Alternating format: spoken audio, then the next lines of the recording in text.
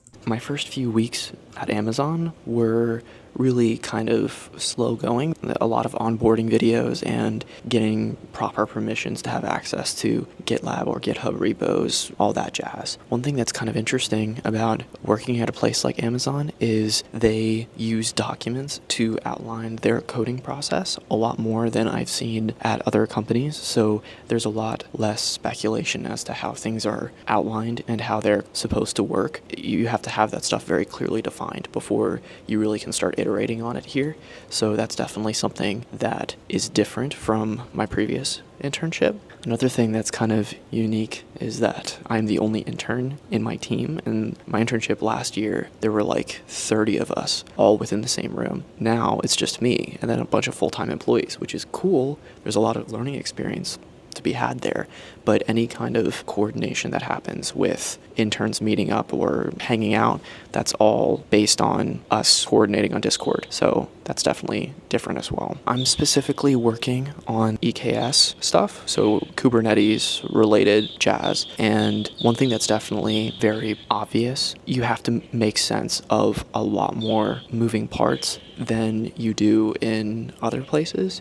And a part of that is because Amazon has a lot of infrastructure set up to make sure stuff doesn't break. But that means you have to keep track of 15 different things to accomplish one task, as opposed to if you're creating something for a smaller company that doesn't have the infrastructure built up in the first place, you don't have the same red tape you have to go through. And that's definitely something that I think happens when the company gets large enough, but it definitely makes sense why a company would want to have those checks in place. I am fortunate in that one of the people that I have to coordinate with a lot is an L5, so that means I get a lot of valuable industry experience from this internship, and I'm able to ask lots of questions and kind of see what this person's thoughts are as to how they would go about implementing things, making code reviews, all that. And there's definitely a lot to learn from anyone, but especially people who are just above the entry level, which is L4 at Amazon.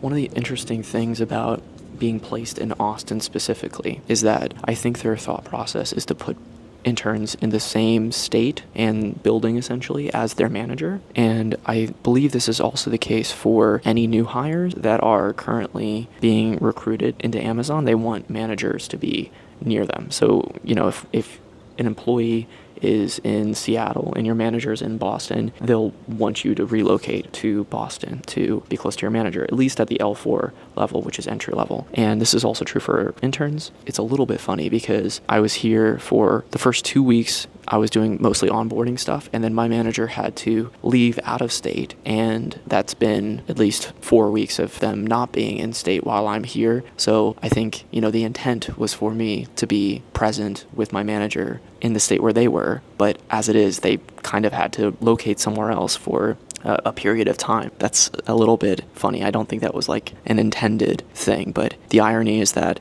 most of the people that I work with are actually in Seattle. So my manager is in specifically the state for X period, and then the people that I work with are in Seattle. So pretty much I am doing these chime calls to coordinate tasks and get things done. So personally, I feel like maybe it would have made sense to be in Seattle just because the people that I'm working with so often are there, but that wasn't kind of how it played out.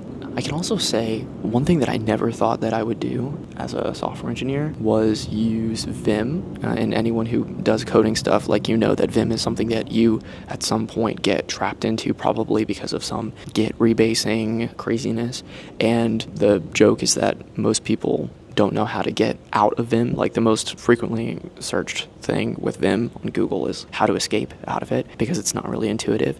And there's something called NeoVim, which is a newer fork. There's a whole group of people who are very adamant about using it, but NeoVim is better maintained. There's a broader community, from what I understand, that maintains it. So some people on my team use Vim, and so I was like, okay, well, let me maybe bite the bullet and investigate this a little bit more. And I ended up finding NeoVim, and I was like, okay, this makes a little bit more sense.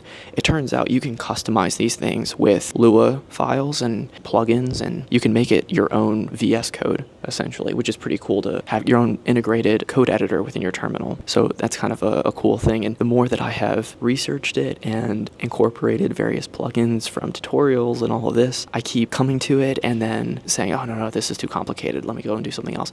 Let me use VS Code again.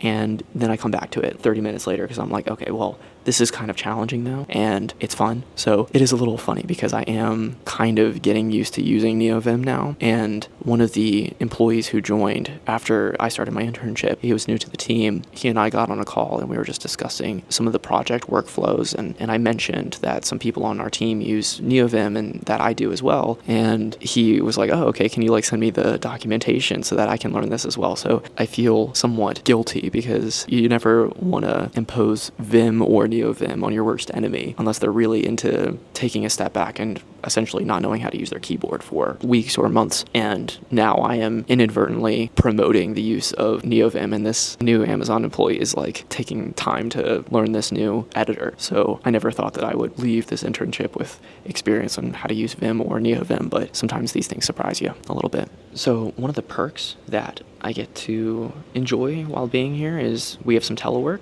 throughout the week, and I think the amount of telework you have depends on the team that you're a part of, but that's definitely something that not all companies do. And I can say my last internship, we had 1 day of telework on Fridays, and it was very much so given hesitantly. It was reinforced to us that if we weren't completely on the ball with things on that one telework day, that we would have it removed from us. And also keep in mind, the place that I interned before was fully a remote company. So the only people that were in person at all were the interns, and all the other employees were remote, but they were very stringent. Yeah, we're giving you Friday, but you better be super careful or else we'll remove it from you. At Amazon, I think it's more 2 to 3 days telework, but it depends on the team. So already that's much more than what I had previously, so that's pretty cool. I can say one of the biggest benefits that I have enjoyed being at Amazon is the free Starbucks. And this isn't the same for every single location, but at least for the Austin location and the Seattle location, from what I understand, they have a free barista. So you can go to into this like kind of Starbucks line and get one coffee for free every day. That's pretty cool. I can say the office in Atlanta, from what I've heard, does not have a barista, which is a little sad, but yeah, that's definitely very awesome. And I am making the most of this coffee situation as long as I can. It's amazing. Hyper-fixated, hyper